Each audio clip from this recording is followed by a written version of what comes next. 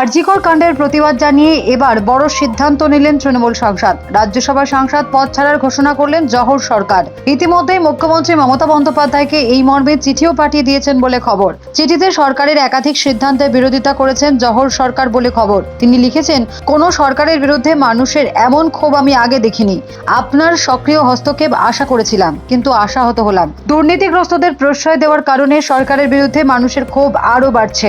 এখন সরকার যে পদক্ষেপ নিচ্ছে তা অনেক দেরি হয়ে গেছে। মমতা বন্দ্যোপাধ্যায়কে দেওয়া খোলা চিঠিতে তিনি আরও বলেন, সরকার এখন যে সিদ্ধান্ত নিচ্ছে তা খুবই সামান্য। কোনো সরকারের বিরুদ্ধে মানুষের এমন অনাস্থা আমি আগে দেখিনি।